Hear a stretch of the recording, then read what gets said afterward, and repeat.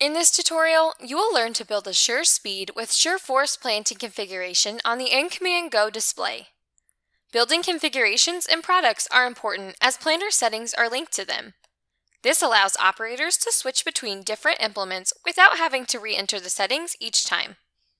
To begin, tap the Planting app on the home screen. Since we do not have any configurations already listed in the dropdown, we will tap the green plus to add a new one. We will use the Case Magnum 380 tractor that is entered into the display. Tap the next arrow to select an implement. Tap the green plus to create a new implement. For the planter seeder type, we will select Planter and tap the next arrow. Use the keyboard to enter the make and model of the planter.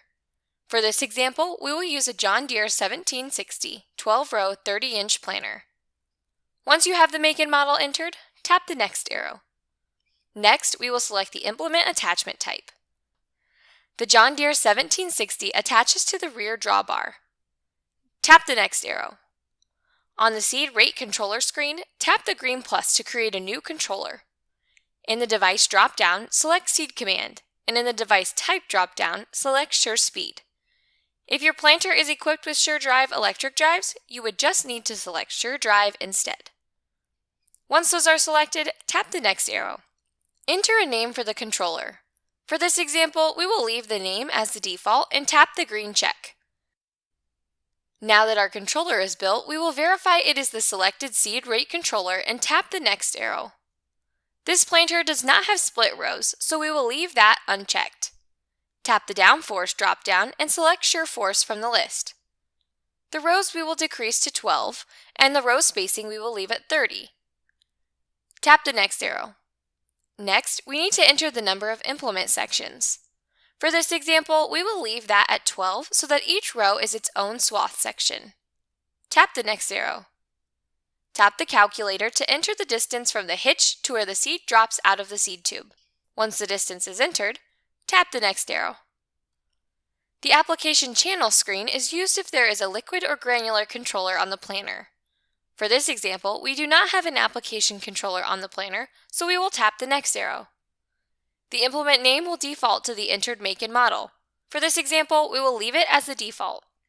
If you have multiple planters of the same make and model on the operation, you will want to edit the name on each to make them unique. Tap the green check to return to the implement selection screen. Verify the correct implement is selected and tap the next arrow. If you have a multiple product unlock in the display, it will prompt you for the planting method. Selecting single variety will allow you to only have one target rate across the entire planter and map one variety at a time. Tap the drop-down. 2 and 3 variety splits will allow you to divide the planter up to map 2 or 3 varieties and have 2 or 3 different rates at one time. For this example, we will select 2 variety split as we might do a hybrid comparison in the same field. Tap 2 variety split and then tap the next arrow. Enter the number of sections for each variety split. To edit the number of sections, tap the planter side you would like to edit, then tap the calculator. We will split our planter in half with 6 sections on both sides. Tap the next arrow. Verify the primary speed source is set to display GPS, then tap the next arrow. The configuration name will default to the vehicle name and implement name.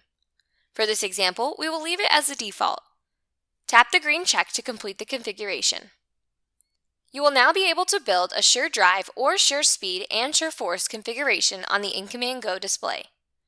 For more information on setup and settings, please refer to the Operator's Manual on the Ag Leader Knowledgebase. If you would like to see more short tutorials from Ag Leader, please subscribe to our YouTube channel.